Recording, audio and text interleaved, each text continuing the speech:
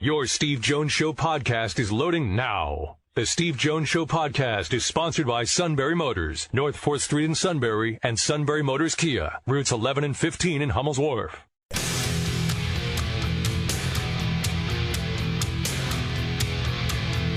This is the Steve Jones Show on News Radio 1070 WKOK. Now, from the Sunbury Motors Studio, here's Steve Jones.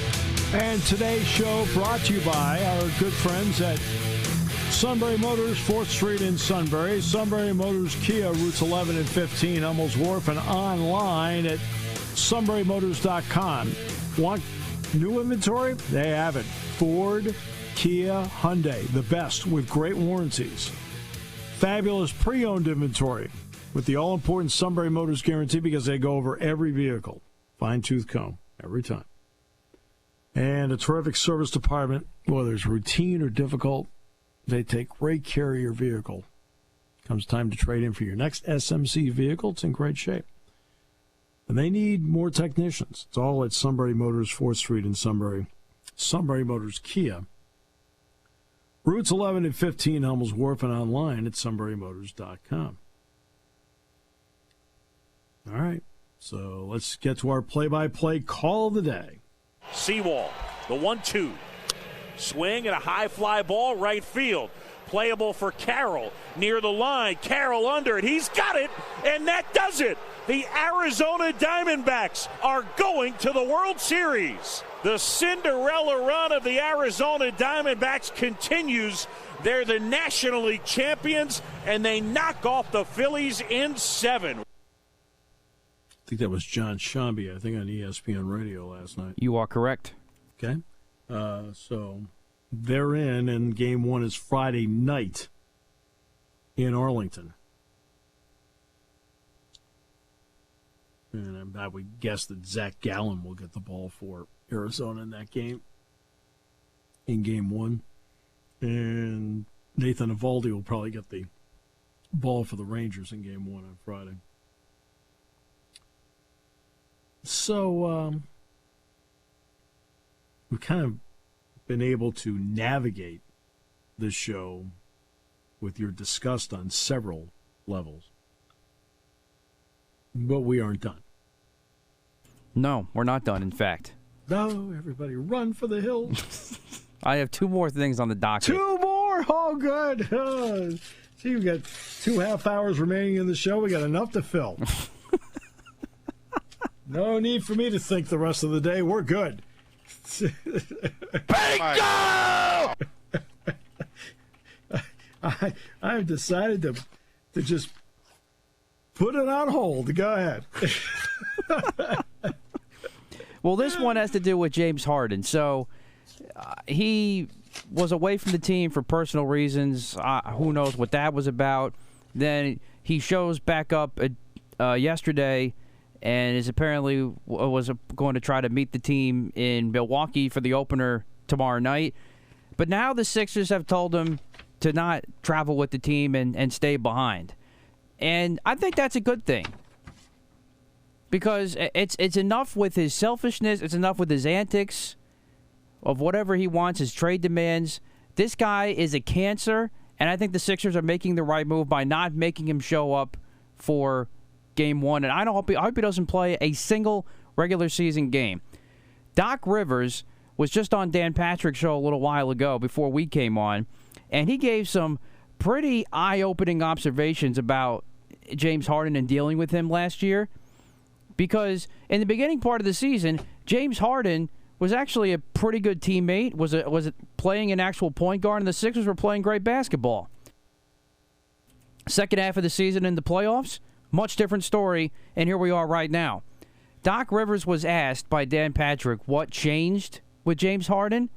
You know what he said? He didn't make the All-Star team. And that's why he changed back to the way he was. Because he didn't make the All-Star team. I mean, that's just as bad as it gets. And there's your answer right here for a type of guy that James Harden is. Clearly about himself, about his own stats, about his own brand, his own stardom. because he didn't make his 75,000th All-Star game, he decided to play like a brat for the Sixers and totally was part of the way they derailed their season and not getting past the second round yet again. I mean, that just shows you the type of guy this guy is. You know what? I don't want him in a Sixer uniform anymore. He can sit down, collect the money, whatever he wants to do, go to Houston, go to L.A. for a bucket of balls. I could care less at this point. I don't want this guy with the franchise anymore. Zippola. Done. And the fact that anybody would take on this guy shows how naive you are, that he's going to change or he's going to bring this flash to your franchise. No, it's all going to blow up in your face. And it will for the Clippers or anybody else that tries to take this guy back. So we should put you down as a no? No, senor! No, senor! No, senor! I mean, really, you didn't make the All-Star team. Okay. So my response to that would be nothing you said there I'm going against, okay? So I'm going to chime in support of what you're saying. I think early in the career, there's something really cool about being in the All-Star game. You know, it's kind of like that exclusive club and everything that goes with it, and the parties and the introductions and playing in the game, and you're side by side with LeBron and Curry and all that. Okay, I got it. But there is a point in your career, there has to be, to me, if you're worth your salt. And as you know, I've never been a big James Harden fan, as you know that. Even when he was scoring a boatload of points, I was not a James Harden fan. I was like going, okay, that's fine. Take that many shots, you're going to score points. But if you're worth your salt in sports, there has to be some moment in time where winning a championship is the single most important thing to you. Like, you can sit there all you want and say, you know what? I didn't make the All-Star game. What's more valuable in terms of how you are perceived? It's more valuable how you're perceived if you win a championship as opposed to making the All-Star game. I mean, I can't tell you if Jamal Murray made the All-Star game last year, but guess what? I can tell you that he has a ring. And that's what it's all about. And especially if you get older in your career, if you're worth anything, you've got to value it more. He got to the finals with Oklahoma City as the sixth man, where, by the way, he played very well. In Houston, he kept getting, he could only get so far. He got to the Western Conference Finals, and they weren't good enough, and he wasn't good enough. He did not perform well in the conference finals. Brooklyn, they were treading water. Now he goes to Philadelphia. They give him Joel Embiid, terrific regular season player. In the playoffs, I mean, I know Philadelphia fans don't want to hear that, but that's a fact. He has not been a big game performer in the playoffs when you needed him. All right? And this was an opportunity. This was his Oscar Robertson moment. And Kareem Abdul-Jabbar will tell you. They'll ask, who's the best point guard you ever played with? And everybody, of course, will right away say it's Magic Johnson. His answer is Oscar Robertson. Oscar Robertson came over from the Cincinnati Royals. The guy averaged a triple-double one season. But he didn't have a championship. And Oscar Robertson, at the end, could care less about making the All-Star game. He wanted to be a champion. And guess what? Oscar Robertson's entire career is viewed differently because he won that title with the Bucks, with Kareem Abdul-Jabbar and Lucius Allen and Flynn Robinson and all those guys from that team. And he was the key because he checked his game in at the door, and when they needed him to score, he scored. When they needed him to pass, he passed. When they needed him to play defense, he did. That's why I brought up that comparison. I think we had Kate Scott and Ala Abdelnaby on during the playoffs last year. I brought up that comparison a couple of times because that's always the guy I looked at. Kevin Garnett goes to the Celtics. Why did it mean so much to him go to the Celtics? Because Kevin Garnett wanted badly to win a title. Badly wanted to win a title. Now Kevin Garnett's entire career is completely different in terms of perception because in 2008, he had that title. He always would have been looked at, Garnett, in more of the Tracy McGrady mode of, wow, great player, but couldn't get out of the first round of the playoffs because he didn't have enough people around him, not because of McGrady. McGrady was a terrific player in his own right, an all-star. But there's something about being a champion and having a ring that has to override and supersede anything, especially if you're a player of Harden's age. And for him to get upset about not making the All-Star game, who cares? Everything had to be about winning the ring because if he wanted to really give everyone the perception of being one of the great players, part of that perception of being one of the great players is to have a championship. And he never got close with that with Philadelphia, even though he was an upgrade from Ben Simmons. And when you start caring more about yourself than you are about the bigger picture, that's a big problem. That's in anything. We've lectured the suit about this repeatedly. No, I'm just kidding. When it's about you and not the overall big picture, you have a problem. I don't care what you're doing, football, basketball team, office. This is something Jack Ham and I talk about in the broadcast all the time. That's why neither one of us cares who talks. It's what's the best broadcast. Awesome teammate to me. In turn, I try to be an awesome teammate to him. Who cares who gets credit? Who cares? The game's the whole thing, not the guys announcing it. The championship's the whole thing. All right? It's the whole thing. Does it matter if you score 4 points and dish off 10 assists and you win?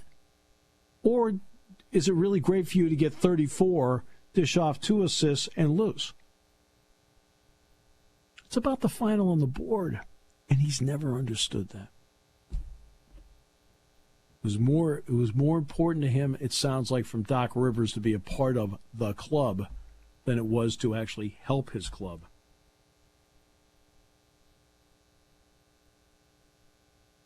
So that's my response. It's just, I didn't make the All-Star game. Well, guess what? I can't get my kids potty trained yet. Please. Oh, I don't think we ought to go there.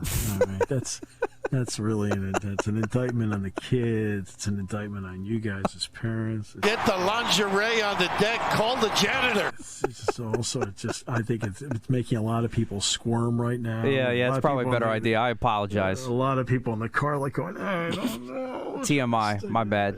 It's like, oh my goodness. And, and there's also a segment of the population going like, what the heck's going on with those kids? All right, we'll come back with more in a moment here on News Radio 1070 WKOK. Want to work for a stable yet growing company? Got it. Want to work for a family-owned business with over 100 years experience in taking care of customers and employees? Got it. Want to work for a leader in selling more cars and satisfying more customers? Got it. Who has all that? SMC Sunbury Motor Company is looking for technicians across all their departments. Whether you're an entry-level technician, an experienced technician, or someone looking for a career change, Sunbury Motors would love to hear from you. They're looking for technicians for their quick lane, car and light truck service, heavy truck service, body shop, and frame and alignment division. You can apply online at sunburymotors.com, in person at our North 4th Street location, or call Todd at 570-286-7746. Your new career of working on Fords, Kias, Hyundais, Western Star trucks, plus anything that fits in the door, and some things that don't. Join Sunbury Motors. Your new career is waiting for you.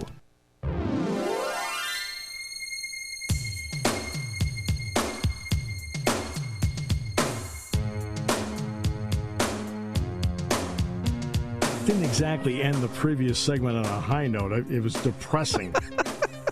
Actually, it was quite the low note, literally. I mean, just I mean, what's going on in that house? I mean, if you would stop teaching them how to spell Eagles, it may be concentrate on something.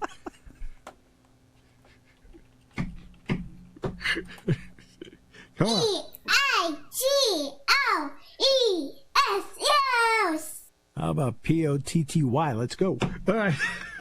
Yeah, I've done it very similarly. Yeah. Yeah, but not for you, for them. Jeez. Mercy me. All right. So the game on Saturday is the most watched Big Ten game of the season so far. 9.96 million viewers, almost 10 million. Of the games on Fox, Big Noon Kickoff,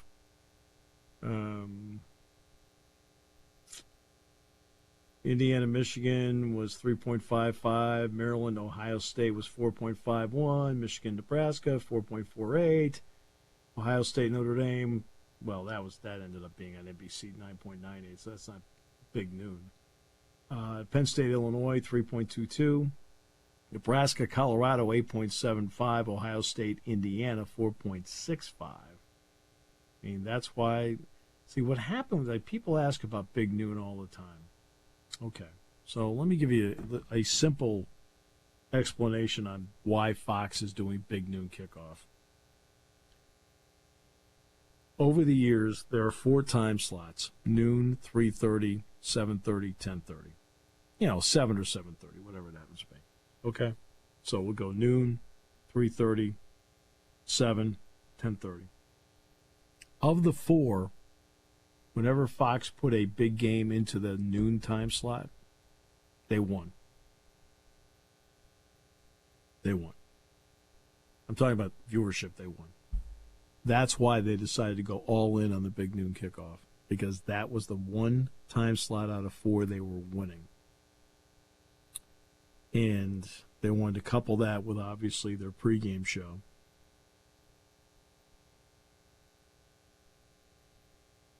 And that's why they continue to do the noon kickoffs, which are not popular with the fans.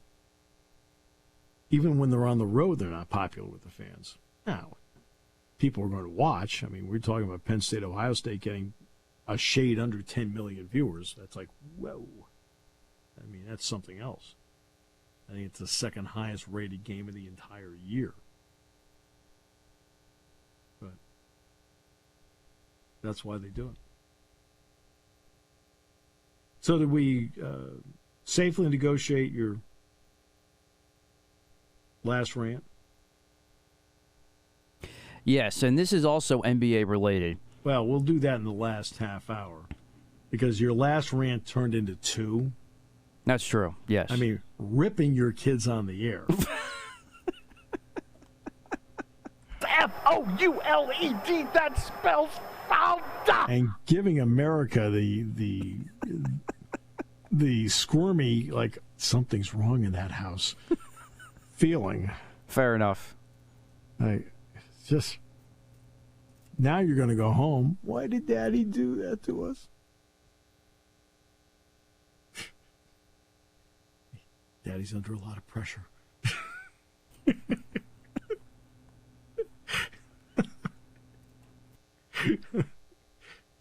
It still hurts. And we'd like to exclude John Paul. I mean, he's only, 2 months old, so, I mean... Oh, yeah, this is with Mark and Luke. This has nothing to do with John Paul yet. Oh, now we're naming the kids. All right. Okay. I tried to bail out one kid. I wasn't trying to do it at the expense of the others. Now, I mean, they're going to go to preschool, whatever. Hey, I heard about you in the radio. Hey. What's going on there? You don't need it. But you have one more. It's an NBA-related one. Correct. America awaits. SI, by the way, Sports Illustrated, SI.com. And who wrote it? I'm going to see who wrote the article. It was written by Richard Johnson. It says, in a lengthy text exchange from 2021 Connor Stallions, boasted of sign stealing and close relations with the Michigan whole staff. Said he envisioned leading Michigan football one day, and to prepare was creating a hundreds-page-long document called the Michigan Manifesto.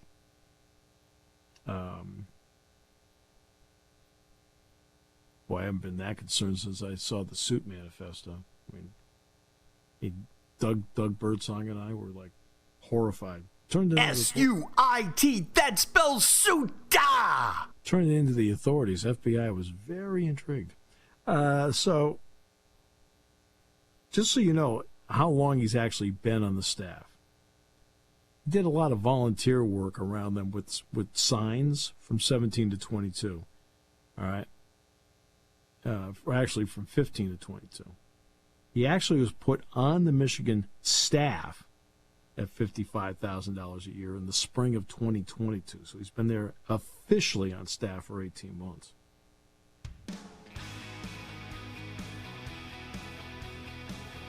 And again, if you can look at TV tapes and can decipher what's going on, hey, good for you, you win. All right? It's legal. And if you want to have the ability during the game to figure it out, legal. Doing what he is alleged to have done and how intricate it happens to be, no. You have an entire conference that is furious about this. Had the Ohio State game played out where they allowed the two people in on Saturday, it would have been, based on reporting, the fourth Ohio State game that they would have had signs from, and it would have been the third Penn State game.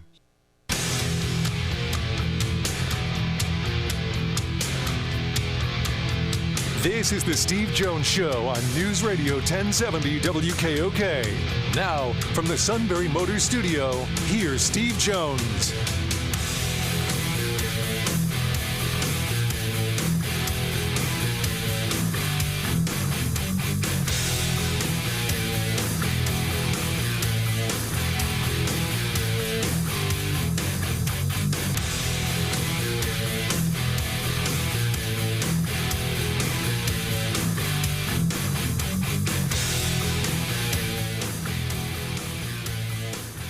We have made it to the final half hour here on the Steve Jones Show on a Wednesday. Matt Catrillo here with you. Steve in the Sunbury Motors studio. Sunbury Motors, 4th Street in Sunbury. Sunbury Motors Kia, routes 11 and 15 Hummel's Wharf. And online at sunburymotors.com. Ford, Kia, Hyundai. Great selection of new and pre-owned inventory. Terrific sales staff that is there for you every step of the way. And a service department that is there for you with the diagnostics, the inspections, all the routine maintenance. Hey, they're looking for more of those excellent technicians as well, if you're interested. All part of the Sunbury Motors guarantee. All at Sunbury Motors, 4th Street in Sunbury. Sunbury Motors Kia, routes 11 and 15 Hummel's Wharf. And online at sunburymotors.com. Did you read the Suit Manifesto? My goodness, this is 200 pages. Most of it's misspelled. All right, so let's... No, senor! No, senor! No, senor! So let's get to your final rant. So as I said, this is NBA related. So Brian Windhorst, who I actually think does a pretty good job covering the NBA for ESPN, put this statement out there yesterday, I believe it was, talking about Victor Wembanyama, who, of course, makes his debut, I believe, tonight, if not tomorrow night, against the Dallas Mavericks. And he said that Wemby's, quote, vastly advanced skill-wise than LeBron. Okay, I get there's a lot of hoopla, a lot of excitement around this guy, but enough with the gushing before he even takes a minute out there for a regular season game. Okay, I get the guy's 7'5", I get the athleticism and all that. All right, we haven't seen that kind of specimen before in the NBA. But for Pete's sake, this guy was playing in Europe. This is the NBA. This is a whole lot more different. Guys are bigger, faster, stronger over here than they are overseas. Let's watch him play a few games first before we start making him this star that we think he is, but let alone think he's better than LeBron at this point of his career. I mean, are we serious? LeBron's supposed to be the golden boy, first of all, number one. I thought nobody could be better than him in this day and age of national media gushing over the NBA. But now we've gone over the top saying this kid is vastly advanced than LeBron James when he first came in, who's one of the greatest basketball players ever. What are we doing here? Let the kid play before we go through all these crazy stats. Like, enough already.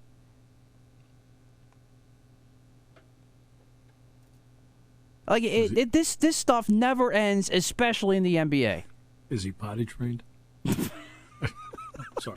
I would hope he is, but, maybe not, because that might be an advantage. I don't know. I was hoping your kids would be at this point. No, I'm just I have all these goals. All right. This does go back to what I talked about yesterday. So let's go back to 2004. Athens Olympics.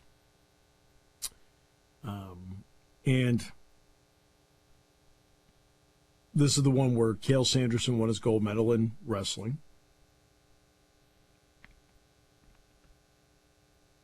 And the U.S. basketball team had guys like, listen to this team. But it was the kiddie, except for like Allen Iverson was the older guy. Stephon Marbury, Dwayne Wade, Carlos Boozer, Carmelo Anthony, LeBron, Emeka Okafor, Sean Marion, Amari Stoudemire, Tim Duncan, Lamar Odom, Richard Jefferson. All right. And in the end, the United States finished fourth in the group stage. So, when you go through all of it, they decided they wanted to put all the young players on display. And in putting the young players on display, they didn't win.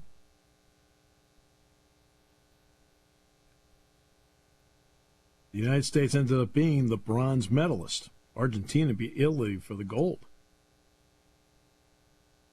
But the U.S. ended up winning the bronze with that kind of, quote, talent. But it was the young talent. The NBA at that point, they'd been warned by some people.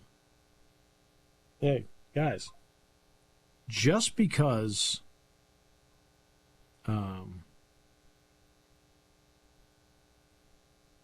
we're NBA players doesn't mean we can roll out anybody and win. Well, they didn't. They ended up getting the bronze medal. Beat Australia for it. And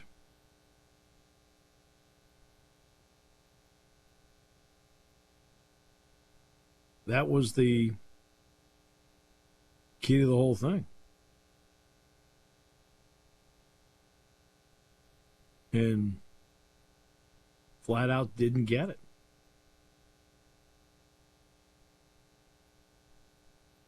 And that's, the NBA, after winning in 92, winning 96, winning in 2000, thought they could throw anybody out there and win. And no. They got to the semifinals, lost Argentina. I think they beat it was Lithuania they beat for the bronze. All right, and they thought they could throw out anybody there and win. They played Argentina in the semifinals, lost. They lost by 8 points. That's why 2008 was so important. Mike Krzyzewski comes in. Kobe Bryant says he's going to play. And this is where we are now with the NBA. Before anybody plays a game, they think they can hype you into believing all these great things to get you interested to watch. And that's what we're seeing here.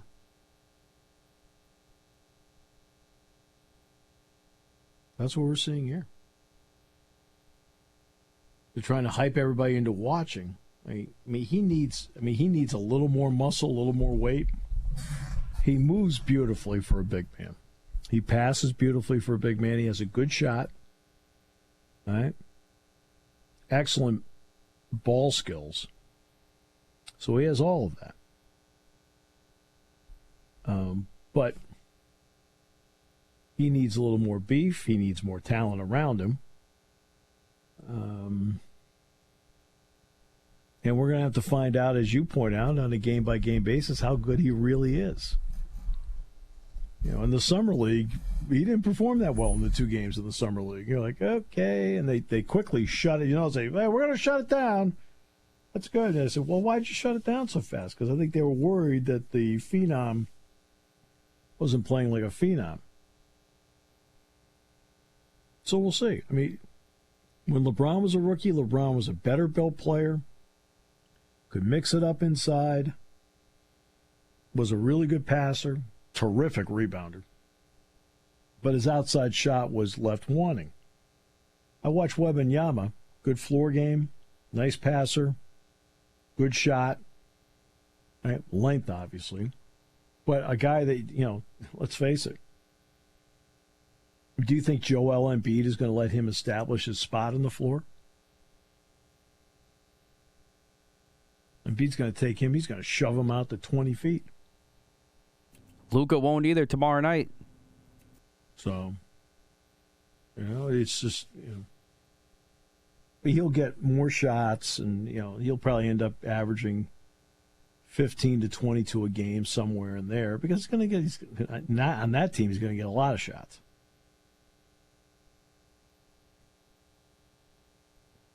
I mean, on that team, he's going to get a lot of shots. And he's going to miss out, by the way, on a lot of assists, because that's not a good shooting team.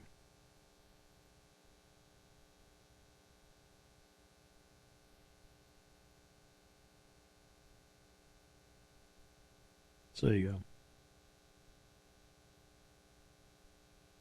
I mean, will you even watch Wembanyama, or is he on your list of, like, boycotts?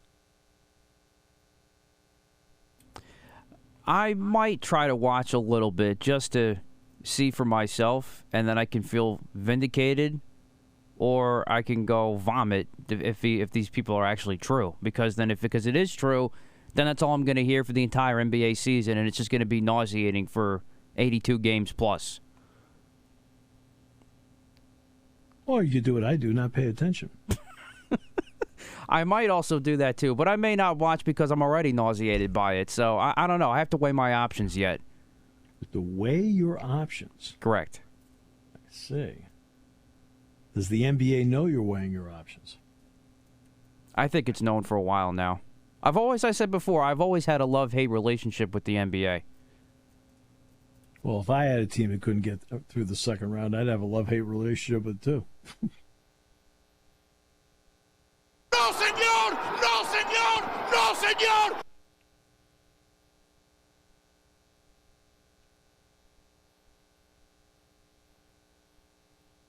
And there you are.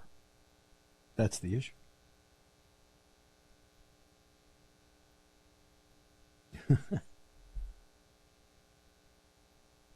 Now, it did start last night. Denver beat the Lakers, I think. Correct, and Jalen Pickett got his first NBA points in the latter part of the game.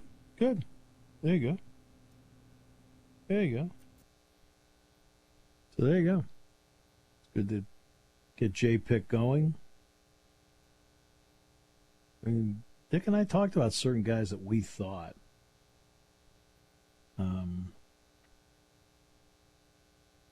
that Pickett and Lundy could be NBA players. You know, and this is from conversations we have with different people. I'm not going to sit there and say, hey, I see this. The NBA is a little more, I mean, they're looking for a different kind of player that fits what they want to do. And so it's only in conversations with scouts and so forth that we kind of pick up tidbits here and there as to what they think a player can be like on their level.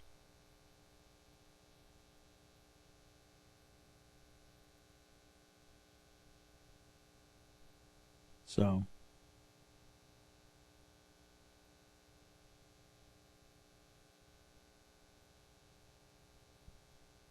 yeah.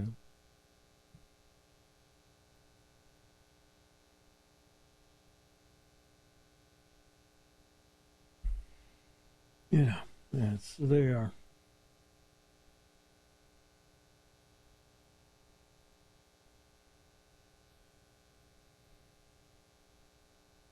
Penn State, Indiana, Saturday. Here's the bottom line on the game. You can't, and I've said this before, so this is not one of those profound statement moments, just me repeating something I've said before. You can't have one loss affect you and make it two. You can't let the Ohio State game hang over you when it comes to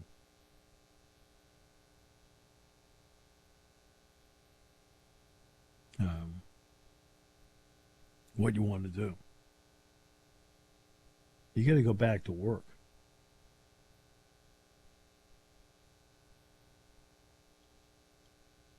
Now, they did that yesterday.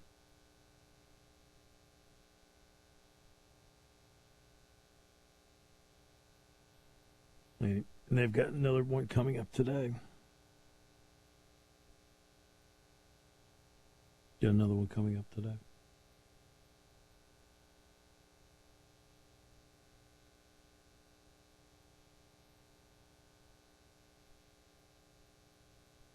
Right.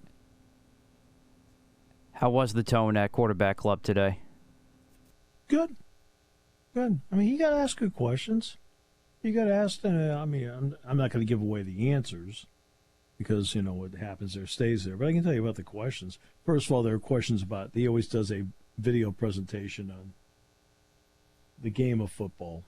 And today was about gap versus zone scheme on blocking. This is after I asked him a few questions. I asked about third down and things like that. He got asked about if he considered changing quarterbacks. He got asked about whether or not, the running back on a handoff has downward momentum as opposed to handing it off in the shotgun. And he got asked about that and a few other things. So, But it was fine. The tone and tenor was, he volunteered, about a 4th and 1 where they had 12 guys in the field.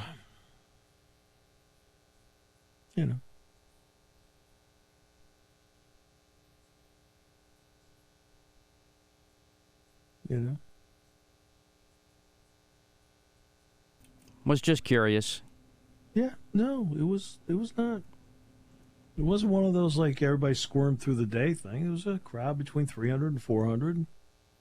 And it was good. And the players today were Malik McClain and Venga Ioane. I had Venga give his full name to the crowd.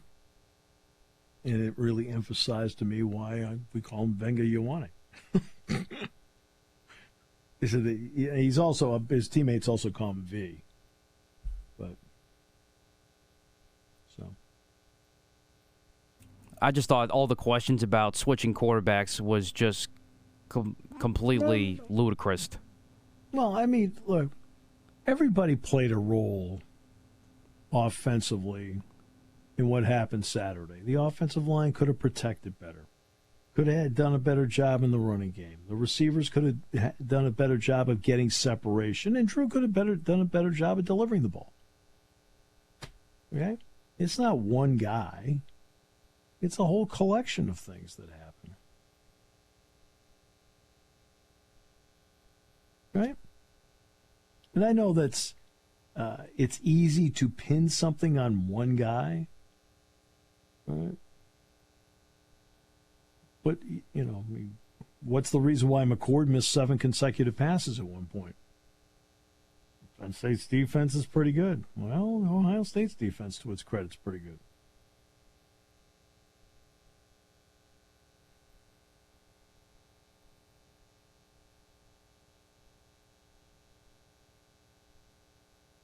So there you go. All right, we'll take a break. I feel like today has helped you release. You're going to get to CEDACOG, and this is all going to become pent up, and it's going to cause office problems because you will not have a release. It is starting to dawn on me. That's concerning. That's why I put it out there. I wanted local authorities to know that they might get called over there 2-3 times a week. Here on News Radio 1070 WKOK. Have you had to make any changes or alterations to the way you prepare or call a game or to your signs because of the alleged sign stealing issues at Michigan? Has that affected the way you've worked over the past year at all? Well, first of all, I think you do that in general, right? You do that in general. You got to have a way to disguise your signals. Everybody does it, whether they do it with sheets or boards or whatever it may be. And we made some changes after the bye week as well in how we operate on offense and defense. Specific to that, I probably won't get into, what's going on at that other school and the things that are going on. I probably won't get into that. But I think in general, we're always aware of how we signal. Are we disguising it? I mean, what happens is you get to after games and you feel like you called a very unpredictable call in a situation, and they're in the perfect defense for it. And you're sitting there saying, well, how is that? What would ever make you play cover 2 on 4th and 1 and we're in a heavy personnel group? But they're in it and you got a shot called there. Those things kind of make you kind of second guess, and you kind of go back and look at those things and what you need to do to disguise it. And if it happens once, that's one thing, but if it happens over and over, then you're aware of it. But obviously with some of the things that are going on right now, it magnifies it. Yep. It's, I believe Michigan has a bye week. I feel like the next week is going to be pivotal as to what kind of decisions are made about what decisions are and what decisions are not made about the situation, because you have a lot of people in the conference that are mad.